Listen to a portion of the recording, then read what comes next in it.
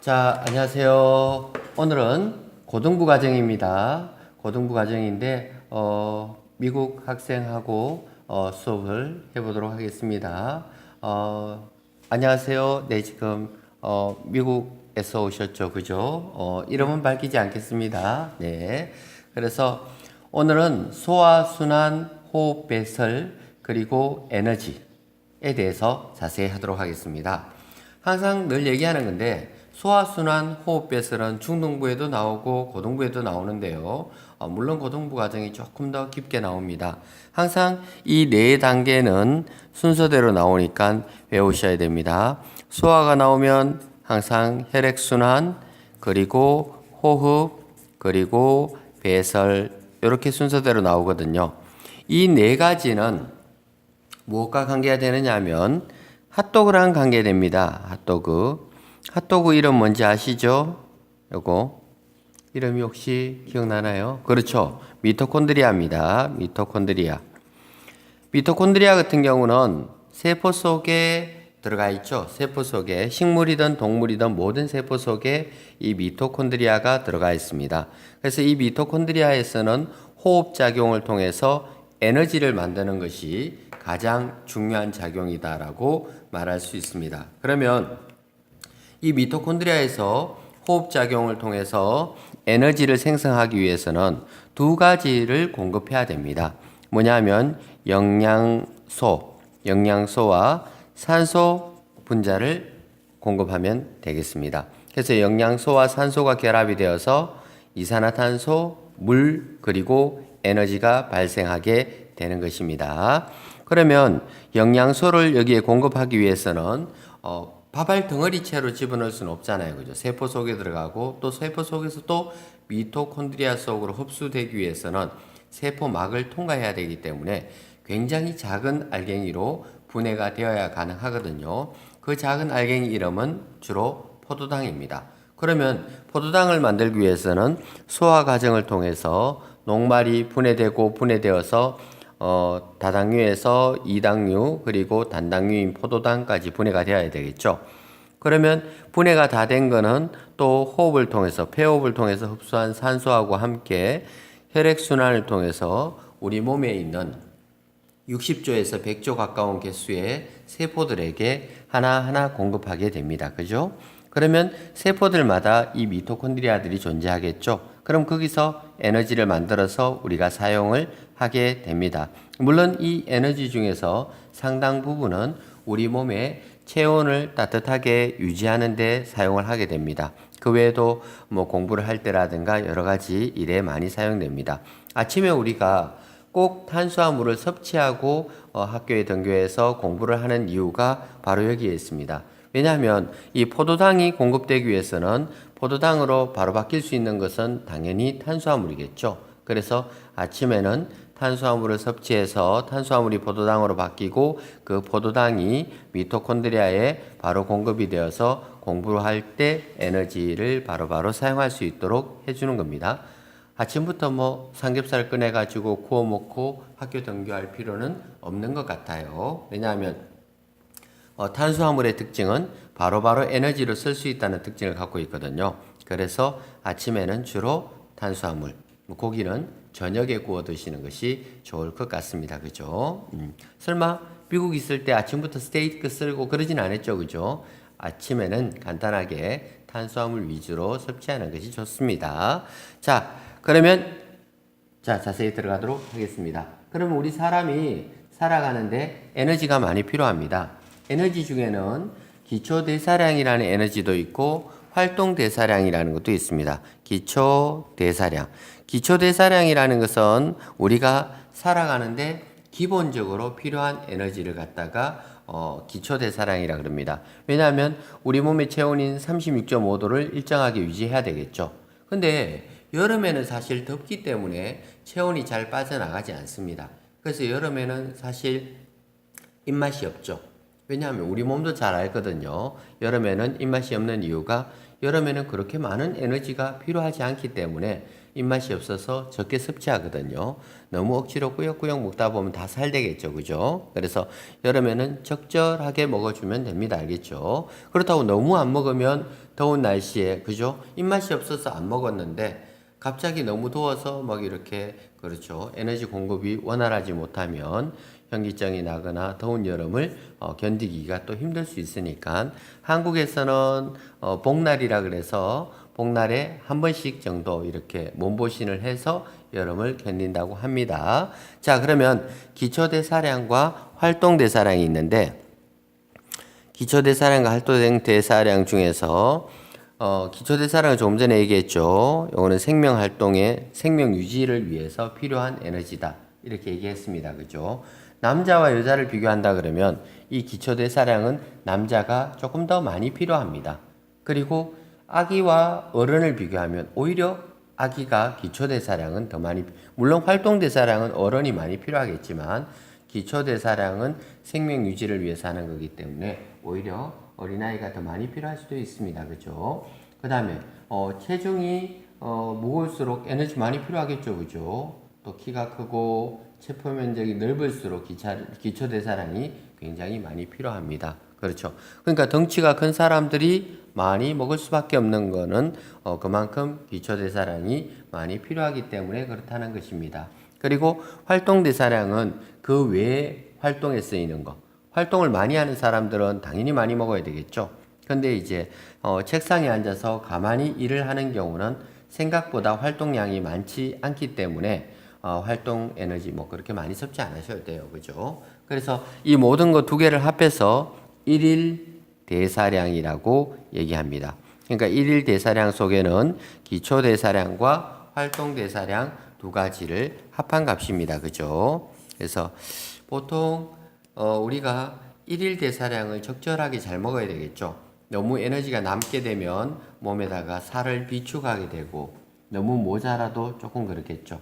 그래서 보통 살 뺄 때는 너무 무리하게 막 안 먹기보다는 일일 대사량보다 어떻게 보면 조금씩 적게 먹어서 표시가 안 나게 조금씩 빼가는 것이 어떻게 보면 건강에 굉장히 도움이 된다라고 볼 수가 있습니다. 그래서 선생님도 하루 종일 앉아서 가만히 있다 보니까 요즘 운동을 많이 하거든요. 왜냐하면 그래야지 활동 대사량으로 에너지 소모를 어느 정도 해줘야 건강에도 도움이 되기 때문에 그렇습니다. 자, 그러면 그 다음에 영양소 파트 넘어가도록 하겠습니다. 여기서는 이제 일일 대사량이 기초 대사량 더하기 활동 대사량이다 라는 정도만 분명하게 아시면 되겠습니다. 나중에 보면 물론特이동적 대사량이라는 게 특별히 나오기도 합니다. 근데 여기 파트에서는 없죠. 그죠? 그까지는 자세히 안 해도 될 것 같아요. 자, 그러면 영양소 파트 들어가겠습니다. 자, 영양소라 그러면 보통 크게 두 가지로 구분합니다. 3대 영양소와 그리고 부영양소로 나눠지게 됩니다. 3대 영양소라는 것은 우리 몸에서 에너지로 쓰는 경우를 갖다가 3대 영양소라고 합니다. 그래서 탄수화물, 단백질, 지방 이렇게 에너지로 사용할 수 있는 경우 그 중에서 가장 많은 에너지를 내는 것이 지방입니다. 지방은 1g당 9kcal의 에너지를 낼 수가 있습니다. 그래서 우리 몸에 지방이 축적되는 이유가 뭐냐면 농축된 에너지라고 볼 수가 있겠죠. 그래서 농축된 에너지 형태로 저장을 해줘야 우리 몸에서는 에너지가 많이 저장되는 거죠. 그래서 우리 몸에서 운동을 안 하고 가만히 있으면 자꾸 지방이 쌓이게 되는데 그 지방을 쌓는 이유는 뭐냐면 바로 농축된 에너지로 그렇죠. 그 부위가 지방이 많은 부위가 되겠습니다. 그렇죠. 뱃살이 자꾸 잡히기 시작하고 이렇게 되는 것입니다. 그렇죠. 아, 옷을 보셨군요. 그죠? 나는 또 뱃살 점검하는 줄 알았습니다. 그건 아니었네요. 그죠? 그래서 자, 3대 영양소는 조금 전에 탄수화물, 단백질, 지방 그랬는데 탄수화물과 단백질은 1g당 4kcal의 에너지를 내고 지방은 1g당 9kcal의 에너지를 낸다고 했습니다. 그것만 잘 기억하시면 되겠습니다. 그래서 에너지를 내는 것을 3대 영양소라고 합니다. 부영양소는 우리 몸에서 여러 가지 보조적인 역할을 해요. 에너지를 내는 건 아니거든요. 물을 많이 먹었다고 해서 에너지가 나지 않습니다. 비타민을 많이 먹는다고 해서 에너지가 나오지 않거든요. 그래서 무기염류, 비타민, 물 이런 것들은 우리 몸에 에너지를 내는 것이 아니고 우리 몸의 구성 성분이 되든가 왜냐하면 칼슘이나 이런 것들은 우리 몸에 뼈가 되잖아요. 그렇죠? 또 우리 몸에 여러 가지 활동들을 할 때 도와주는 역할이거든요. 예를 들어서 적혈구의 성분은 철분이거든요. 그러면 그런 무기질을 많이 먹어줘야 적혈구를 만들 수 있고 칼슘이나 여러 가지 무기질들을 많이 먹어줘야 우리 몸에 이가 튼튼하고 뼈가 튼튼하고 그래서 뭐 뼈로 가는 칼슘 우육 하면서 이런 광고들도 많이 나오거든요. 그러니까 그만큼 우리 몸에 여러 가지 종류의 무기질들이 많이 필요합니다. 비타민도 많이 필요해요.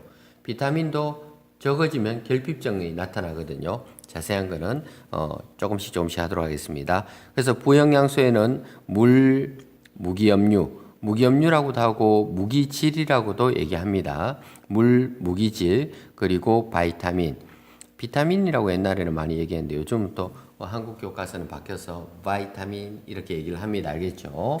좀 더 원어 발음에 가깝게 하려고 하는 거겠죠. 그죠? 자, 그러한 내용들이 있습니다. 그럼 자, 3대 영양소 탄수화물, 단백질, 지방 순서대로 설명하도록 하겠습니다. 탄수화물은 주로 에너지로 많이 쓰여요. 그래서 사실 탄수화물을 많이 먹으면 살이 찐다는 얘기가 많습니다. 왜냐하면 탄수화물은 바로바로 에너지로 쓰기 위해서 먹는 건데 우리가 먹은 양만큼 에너지로 바로 쓰지 않고 가만히 놔두면 다른 형태로 변화되어서 지방이겠죠? 몸에 비축이 되게 되는 겁니다. 그래서 탄수화물 같은 경우는 어느 정도 적정량 먹는 것이 좋습니다. 근데 한국인들 같은 경우는 진짜 탄수화물 많이 먹는 편이에요. 밥을 먹죠. 빵을 먹죠. 그죠? 뭐 옛날에는 감자, 고구마, 기타 등등 해서 탄수화물이 들어가 있는 것이 굉장히 많거든요. 근데 아메리카 스타일 보게 되면 큰 고기 덩어리 하나에 밥은 약간 또는 빵은 몇 개 정도밖에 없죠. 그렇죠? 왜냐하면 사실 이제 나라별로 일을 많이 하는 나라에서는 탄수화물 섭취를 많이 해야 되는 게 맞거든요. 근데 그렇지 않고 일을 좀 적게 하는 나라에서는 어때요? 탄수화물 섭취는 좀 줄여주고 고기 덩어리채로 이렇게 섭취를 하게 되는 거죠. 그렇게 됩니다. 그래서 탄수화물 같은 경우는 적절하게 해야 됩니다. 탄수화물을 세 가지로 분류하게 되면 다당류, 당이 많이 붙어 있는 걸 다당류라 그러고 이당류라는 것은 당이 두 개가 붙어서 되는 경우입니다. 단당류는 당이 한 개짜리라는 뜻입니다. 그래서 단당류에는 보게 되면 대표적으로 포도당을 들 수가 있습니다. 포도당. 그렇죠. 포도당, 과당, 갈락토스 이렇게 세 가지 종류가 있거든요. 여기서 포도당과 포도당을 합하게 되면 요거를 엿당이라 그럽니다. 엿당. 그다음에 포도당과 과당을 합하게 되면 설탕이라고 얘기합니다. 사람 몸에 설탕이 안 좋다고 하는데 구체적으로 얘기하면 설탕 중에서도 포도당이 안 좋다는 뜻이 아니고 과당이 안 좋다는 뜻입니다. 그래서 과당이 들어가 있지 않은 엿당을 이용해서 요리를 하는 사람도 많이 있습니다. 그래서 왜 물엿 같은 거 넣는 거 보잖아요. 그죠? 그 이유는 뭐냐면 물엿 속에는 물엿은 포도당 더하기 포도당으로 되어 있기 때문에 과당이 들어가 있지 않죠. 우리가 아이스크림 사 먹을 때 조심할 거는 이 아이스크림에는 과당이 30% 들어가 있어요 라고 적혀 있잖아요. 그죠? 그러면 과당이 30%면 포도당도 30%니까 합하면 설탕은 60% 들어가 있다는 뜻입니다. 그러니까 설탕 60%라 그러면 반이 넘죠. 사실 아이스크림이나 빵이나 사보게 되면 진짜 반 이상은 설탕이에요. 그래서 반 이상이면 한 60%쯤 되면 그 중에서 반이 과당이니까 과당이 30%나 들어가 있는 거예요. 그러니까 그만큼 이제 건강에 좋지는 않죠. 그렇죠? 그러니까 달짝지근한 거 이런 거 너무 좋아하게 되면 살찌고 건강에 도움이 되지 않습니다. 그래서 포도당 플러스 포도당은 엿당, 포도당 플러스 과당은 설탕, 포도당 플러스 갈락토스는 이거를 젖당이라고 얘기합니다. 요 세 가지가 이당류입니다. 그리고 이 엿당이나 이런 것들이 많이 뭉쳐지게 되면 이제 녹말이 되기도 하죠. 녹말. 자, 녹말 중에서도 우리가 두 가지를 생각할 수 있는데, 알파 포도당 형태로 되어 있는 게 있고, 베타 포도당 형태로 되어 있는 거 있거든요. 그러면 알파 포도당 형태는 우리 몸에 흡수가 잘 되고 에너지로 쓰는데 많이 도움이 돼요. 근데 베타 포도당은 소화 흡수가 안 되고 그냥 장으로 밀려서 내려가서 응아가 되거든요. 그러면 자, 알파 포도당이 좋은 걸까요? 베타 포도당이 좋은 걸까요? 흡수되는 거와 흡수되지 않은 거. 베타. 그렇죠. 옛날에는 알파 포도당이 당연히 좋았죠. 왜? 밥을 따뜻하게 하게 되면 밥을 지었을 때 따뜻한 밥은 알파 포도당이 굉장히 많습니다. 그러면 옛날에는 어른들이 따신 밥을 지어서 이렇게 대접을 했죠. 왜냐하면 따신 밥을 먹어야 그 영양소가 흡수가 되고 에너지로 쓸 거 아니에요. 식은 밥 같은 경우는 흡수가 잘 안 돼요. 그래서 옛날 어른들은 밥을 드실 때 꼭꼭 데워서 드셨어요. 왜? 이유는 잘 모르지만 소화가 잘 된대요. 소화가 잘 된다는 이유는 먹었을 때 분해가 잘 되어서 흡수가 잘 된다는 뜻이에요. 그런데 거꾸로 생각하면 요즘 같은 경우는 에너지를 많이 쓰지 않잖아요. 그죠? 그래서 선생님은 사실 식은 밥을 선호하는 편이거든요. 왜냐하면 식은 밥은 흡수가 적게 되니까 다 밀려서 내려가겠죠. 그래서 요즘 사람들은 베타 포도당이 많이 들어간 음식들을 많이 좋아해요. 옛날에는 왜 먹을 게 없으면 그 무청 뒷부분을 갖다 잘라가지고 말려놓은 걸 시래기라 그러거든요. 그래서 시래기를 말려서 이렇게 먹을 게 없어서 시래기를 말려서 먹었거든요. 그게 베타 포도당이 정말 많이 들어가 있는 거예요. 근데 요즘에는 그 베타 포도당이 그렇게 많이 들어가 있는 시래기가 먹을 게 없어서 먹는 음식이 아니고 완전 건강식이죠. 요즘 그게 더 건강에 좋거든요. 그래서 왜 섬유질이 많이 들어간 야채나 채소나 시래기나 이런 것들을 많이 먹어주는 게 사람 건강에 좋습니다. 무조건 굶는다고 좋은 게 아니에요. 일정 양은 우리 소화기관 속에 들어가서 장에서도 밀려 나와야 되겠죠. 그래야 장 속에 들어가 있는 노폐물이나 독소라든가 여러 가지 찌꺼기들이 계속해서 밀려 나와야 장이 깨끗해지고 건강에 좋거든요. 음식을 너무 안 먹어도 먹었는 양이 흡수되고 내려올 게 하나도 없잖아요. 그죠? 그러면 장에는 밀려 나오는 게 없으니까 장 속에 여러 가지 유독가스나 기타 등등 이런 것들이 많이 누적이 되거든요. 그러면 건강에 또 좋지 않습니다. 자, 그래서 다당류가 나중에 이당류로 분해돼요. 이당류가 또 단당류로 분해되죠. 단당류로 분해된 것 중에서 이 포도당이 세포 속에 아까 미토콘드리아 속에 들어간다 그랬죠. 미토콘드리아 속에 들어가서 에너지를 만들어 쓸 수가 있습니다. 자, 그 다음 복잡한 단백질에 대해서 해보도록 하겠습니다. 자, 우리 몸의 단백질 아주 중요한 역할을 합니다. 왜냐하면 탄수화물은 CHO로 되어 있어요. C는 탄소, H는 수소, O는 산소로 구성되어 있거든요. 근데 단백질 같은 경우는 CHON으로 되어 있습니다.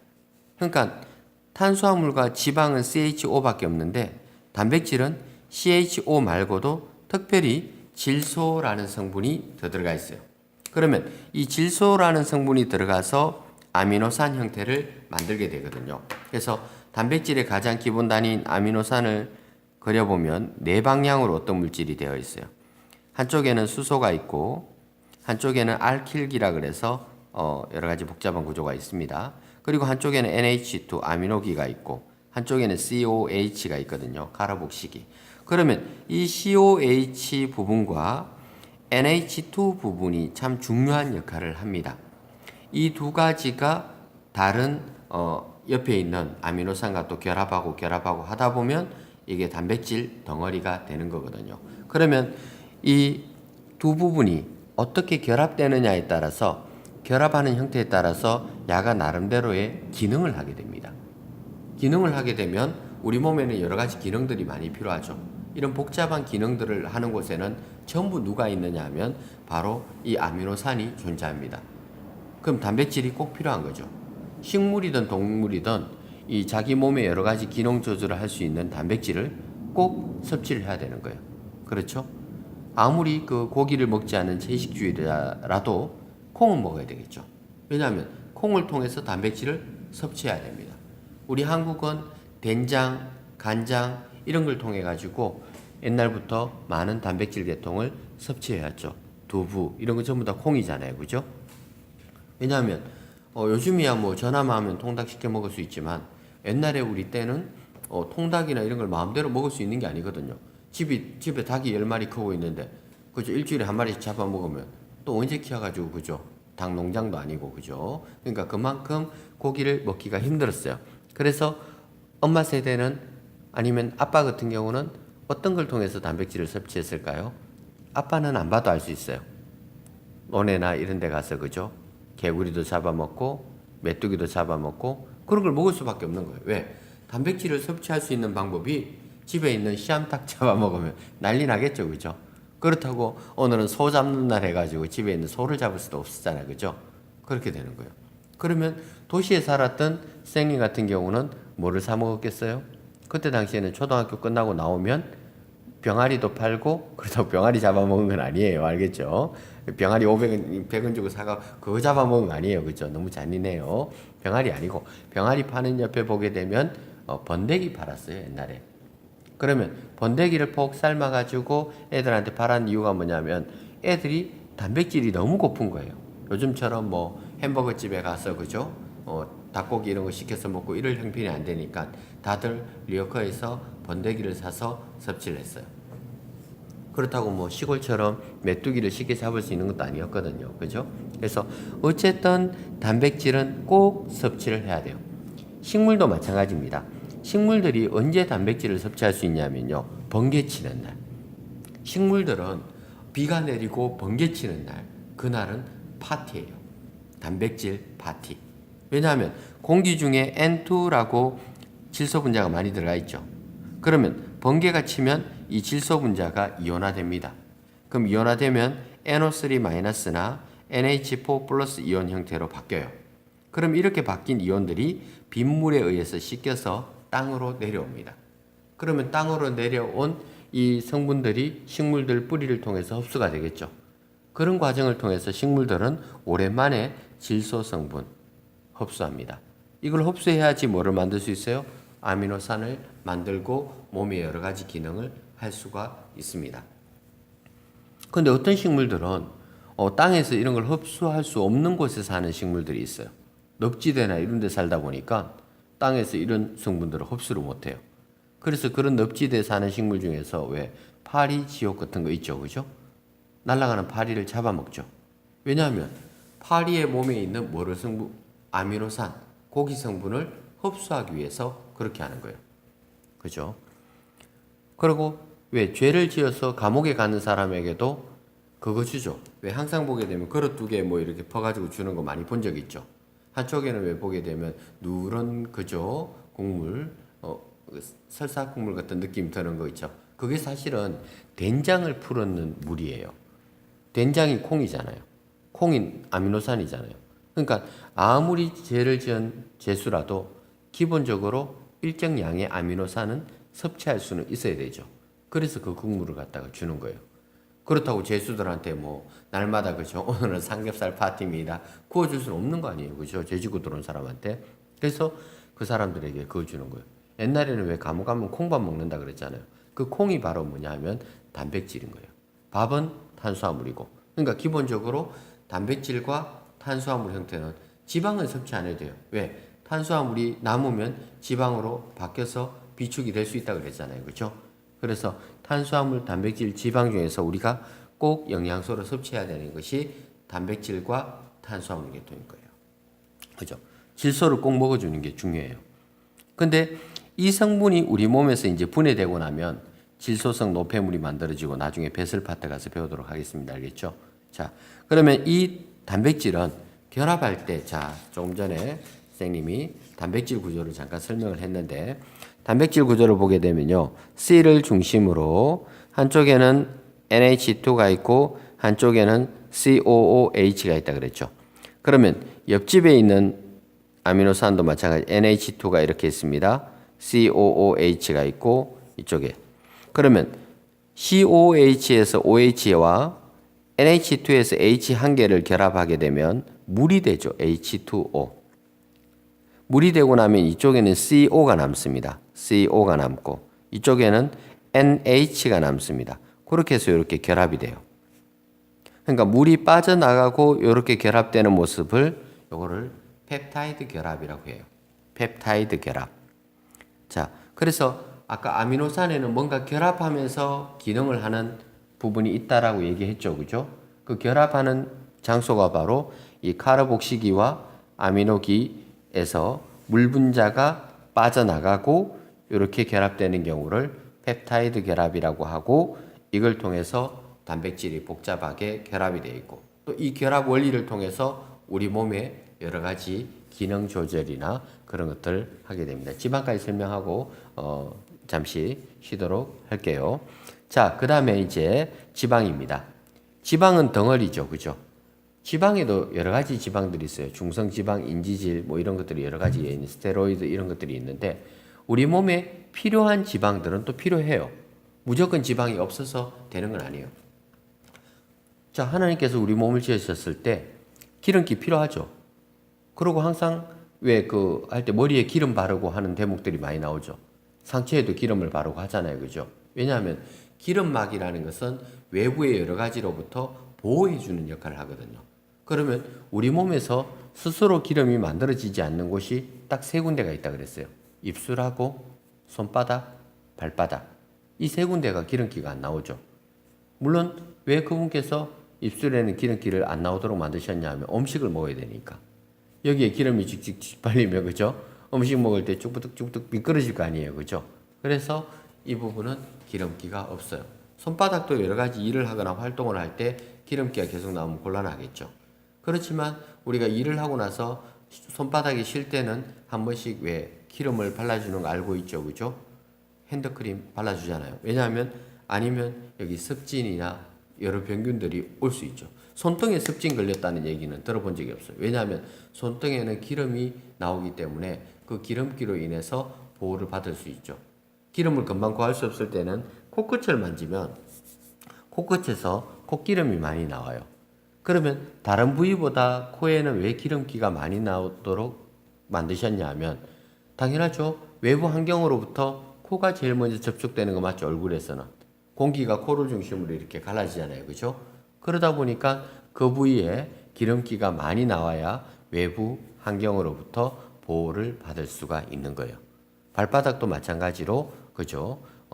그래서 우리가 보게 되면, 립크루즈 바르기도 하고, 핸드크림 바르기도 하고, 발바닥에도 자주 이렇게 발라주잖아요. 그죠? 씻고 나면 꼭 손바닥, 발바닥, 그죠? 그렇다고 로션 발라주죠. 그죠? 그러니까, 그런 것들을 계속 해주는 이유가 이제 우리 몸에, 그러니까 기름기도 일부는 필요합니다. 근데 필요치 않은 곳에 기름이 누적이 되면 건강에 좋지 않습니다. 그래서 내장 기관에 막 기름이 끼기 시작하게 되면, 그죠? 건강에 좋지 않거든요. 그러면 지방은 어떻게 생겼냐면, 자, 이렇게 생긴 막대기가 한 개 있죠. 그죠? 자, 막대기가 한 개 있고, 그 다음 세 개가 이렇게 붙어 있습니다. 붙어 있는 세 개를 갖다가 뭐라 그러냐면 지방산이라고 얘기합니다. 지방산 세 개가 붙어 있어요. 선생님이 이렇게 외웠어요. 이름이 지방산. 글자가 세 글자니까 세 개가 붙어 있습니다. 한 개니까 모노죠. 모노글리세리드라고 하거든요. 모노글리세리드. 자, 모노글리세리드 한 개에 지방산 3개가 붙은 것을 지방이라고 얘기합니다. 지방. 우리 몸에서는 나중에 지방을 분해하는 효소가 나오거든요. 라이페이스라고 지방 분해 효소가 나오는데, 그 라이페이스에 의해서 지방이 모노글리세리드 한 개와 지방산 3개로 분해가 돼요. 그리고 우리 몸에 흡수가 돼요. 혈관에 들어가서는 이게 다시 결합이 돼요. 다시 결합이 되어서 혈관 속에서 지방 상태로 떠다니거든요. 그래서 지방 성분이 너무 많이 흡수가 되면 또 건강상에 별로 좋지는 않겠죠. 그죠? 기름기가 혈액 속에 많이 떠다니다 보게 되면 잘못하면 어딘가 막히는 수가 생기겠죠. 그래서 건강에 안 좋다. 이런 얘기입니다. 그리고 지방은 1g당 얼마? 9kcal의 에너지를 방출을 합니다. 그래서 지방은 에너지를 많이 갖고 있고, 지방이 분해되어서 흡수가 되고, 뭐 이런 정도에서 알 수 있습니다. 그래서 지방은 또 종류가 여러 가지가 있다라고 얘기했죠. 그죠? 자, 오늘 이 시간에는 소화, 순환, 호흡, 배설, 자세한 내용까지는 들어가지는 못했고, 그 내용 들어가기 전에 우리 몸은 에너지가 필요하다는 거. 에너지를 만들기 위해서는 미토콘드리아에다가 영양분과 산소를 공급해야 되고 호흡작용을 통해서 에너지를 쓰고 노폐물을 또 버려야 되고 그런 과정들이 있다 그랬습니다. 그리고 우리 몸의 영양소에는 3대 영양소와 부영양소 있다 그랬죠. 그죠? 예, 그런 것들을 잘 기억해 주시면 되겠습니다. 네, 감사합니다.